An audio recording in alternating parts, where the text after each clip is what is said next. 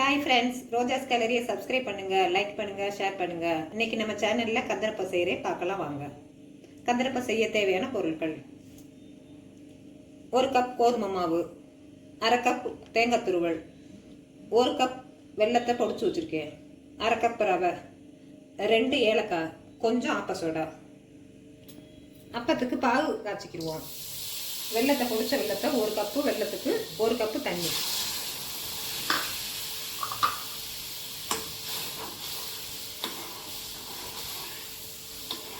அந்த வெள்ளை மட்டும் கரைஞ்சா போதும். இதுக்கு கம்பு பதம், பால் பதம்லாம் தேவையில்லை.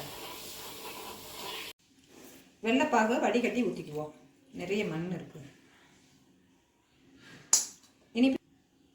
இனிப்பு பலகாரத்துக்கு ஒரு பிஞ்சு உப்பு போடணும், அப்போதான் இனிப்பு தூக்கலாக இருக்கும். இப்போ மிக்சியில் அரைச்சி எடுத்தாச்சு. இது தோசை மாவு பதத்துக்கு அரைச்சி எடுத்துக்கணும். ரொம்பவும் கெட்டியாக இருக்கக்கூடாது, ரொம்பவும் தண்ணியாக இருக்கக்கூடாது.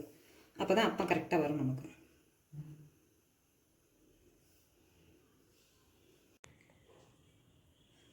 இப்போ எண்ணெய் காஞ்சிருச்சு. இதில் அப்பத்தை ஊற்றிக்கலாம்.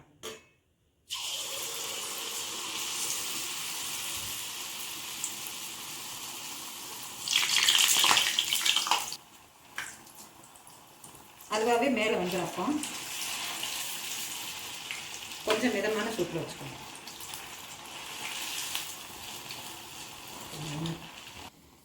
நல்லா வெந்துருச்சு. இப்போ எடுத்துக்கோங்க.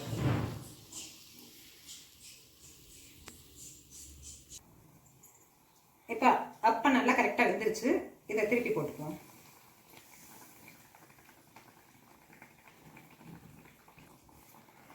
அப்பத்துக்கு இப்போ மிதமான தீயிலே கொஞ்சம் எரிய விடுங்க. இப்போ நல்லா அப்பம் வெந்துருச்சு. இதை எடுத்துடணும்.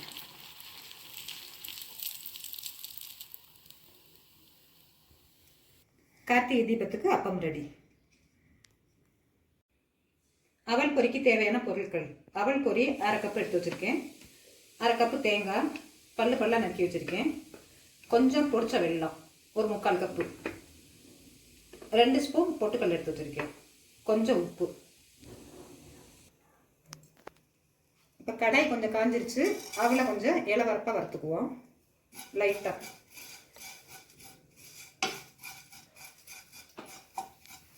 அடுத்தது வெல்லத்தை, பொடிச்சு வச்ச வெல்லத்தை கொஞ்சம் வெல்லத்தில் தண்ணி கொஞ்சம் சேர்த்துக்குவோம் லைட்டாக.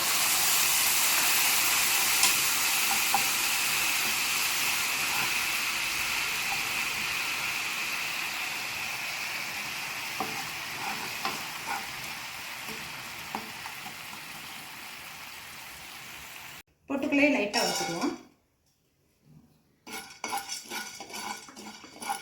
இந்த எல்லா பொருளையும் நம்ம வறுத்து செஞ்சாதான் கொஞ்சம் டேஸ்ட்டாக இருக்கும். அதுக்கான கொஞ்சம் லைட்டாக இளவரப்பாக வைக்கணும்.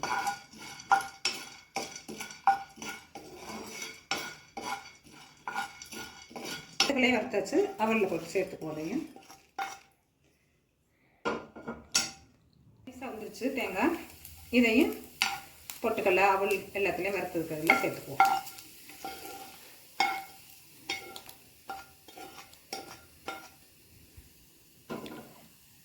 கடாயில் லேசாக சூடு இருக்கும்போது இதை கிளறிடணும். அப்போ தான் உதிரி உதிரியாக வரணும்.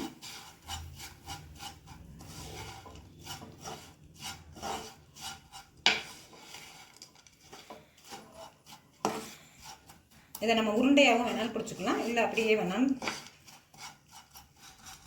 இப்போ அவல் பொரி கரெக்டான பதத்தில் வந்துடுச்சு. இப்போ இதை ஒரு பவுலுக்கு ட்ரான்ஸ்ஃபர் பண்ணுவோம். ஏன்னா கடையிலே வச்சுருந்தா பிடிச்சிரும்.